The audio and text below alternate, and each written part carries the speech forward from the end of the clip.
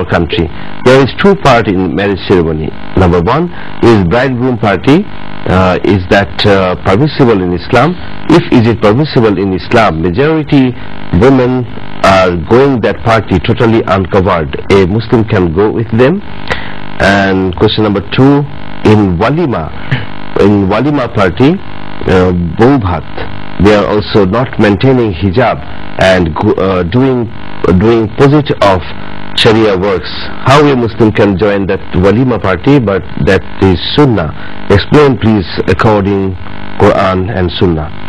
Professor Ibrahim আমাদের এই দর্শক জানতে চাচ্ছেন যে আমাদের দেশে বিয়ের ক্ষেত্রে দুটি প্রোগ্রাম করা হয়, দুটি অনুষ্ঠান। একটি হচ্ছে ব্রাইডগ্রুম পার্টি, যেটি হচ্ছে মানে বিয়ের অনুষ্ঠান বা বরযাত্রী, তিনি বরযাত্রাও লিখেছেন বরযাত্রী। তো এই অনুষ্ঠান একটি, আরেকটি হচ্ছে ওয়ালিমা বা বৌভাত। এই অনুষ্ঠান দুটিতে পুরুষদের পাশাপাশি মহিলারা অংশগ্রহণ করেন, কিন্তু তিনি লিখেছেন যে সেখানে মহিলারা আনকভার্ড থাকেন, অর্থাৎ হিজাব মেনটেন করেন না। তো এসব ক্ষেত্রে এইসব অনুষ্ঠানে আমরা কিভাবে অংশগ্রহণ করব, যেখানে এই অনুষ্ঠানগুলিতে অংশগ্রহণ করা সুন্নাহর অন্তর্ভুক্ত?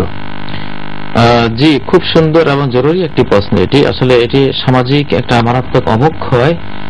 বিয়ে হলো সম্পূর্ণ একটি পবিত্র ইসলামী শরিয়া সিদ্ধ একটি বিষয়। এর পুরো বিষয়টি তানা বানা যা আছে সব কিছু হইতে হবে শরিয়া মানে সম্পৃক্ত করে। শরিয়ার বাইরে যাওয়ার এখানে কোনো সুযোগ নেই। তো যে দাওয়াতের মধ্যে কবিরা গুনাহ করা হয়, মহিলারা যদি হিজাব বর্জন করে সেখানে যান, অবশ্যই সেটা মহাপাপ, কবিরা গুনাহ। তো কবিরা গুনাহ যেখানে হচ্ছে সেখানে তো সুন্নত রক্ষার জন্য যাওয়া মানে বিশাল লস। একটা সুন্নত রক্ষার জন্য আমি মহাপাপের একটা পর্যায়ে নিজেকে ঠেলে দেবো, এটা তো হতেই পারে না। তো এই জাতীয় মাসিয়তের জায়গা মধ্যে যাওয়ার কোনো সুযোগ নেই।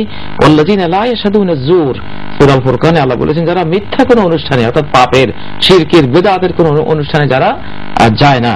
ইমাম মালিক বলেছেন তুজারুল আরদুল্লাতী ইউজারু বিল মাআসি ফিহা ওয়া লা ইউস্তাতার, যেখানে প্রকাশ্যে কোনো কবিরা গুনাহ পাপ করা হয় এখান থেকে চলে যাওয়া, বিদায় নেওয়া, এটা হলো ফরজ, এখানে থাকা যাবে না।